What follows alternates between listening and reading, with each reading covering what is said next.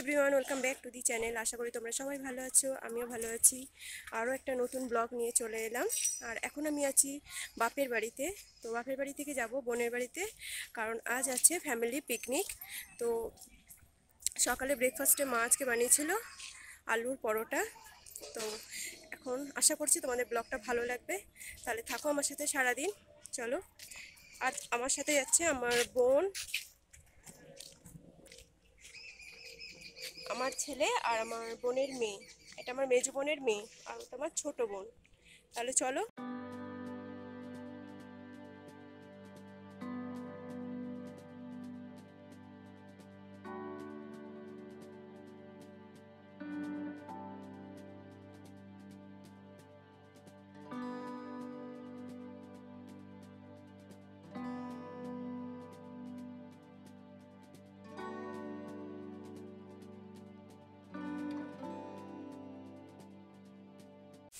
চলে এসেছি বোনের বাড়ি, আর বোন এখানে রান্না করা শুরু করে দিয়েছে। ও রান্না করছে কি কি, চলো তোমাদেরকে দেখাই সেগুলো।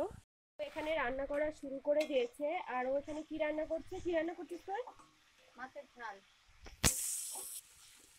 মাছের ঝাল। আর কি কি করবি? মাংস, লাউ চিংড়ি, আর চাটনি পাঁপড়, এগুলো কি হবে? চাটনি পাঁপড়ও হবে।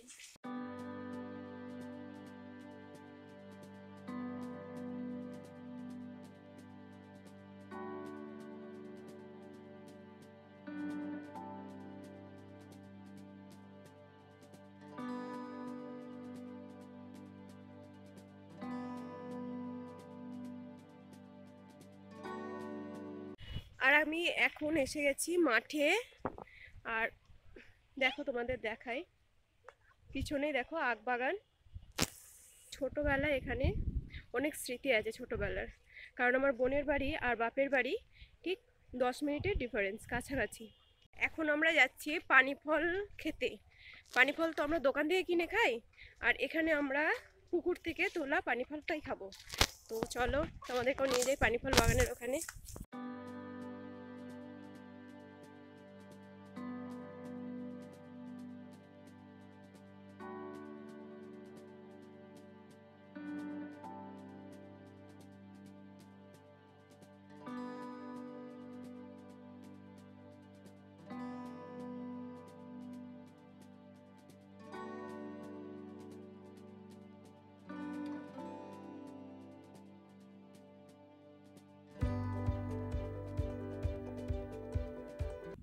এত হাওয়া না, এখানে বসাও যাচ্ছে না।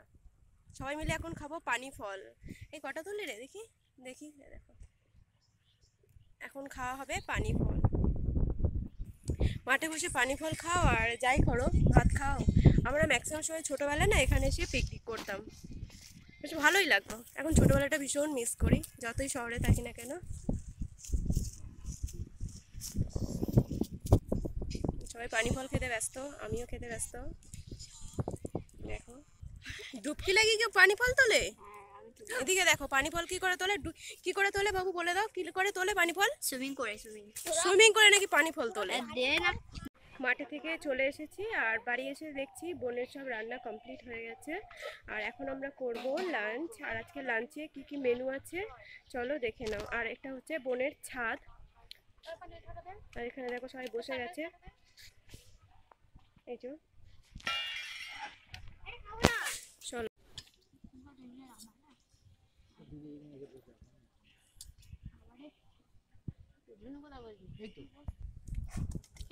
এটা হলো বাটা মাছের ঝাল, আর এটা হলো কাতলা মাছের আলু দিয়ে ঝোল, লাউ ঘন্ট চিংড়ি মাছ দিয়ে, আর এখানে হলো চিকেন। এই হলো আজকের আমাদের মেনু।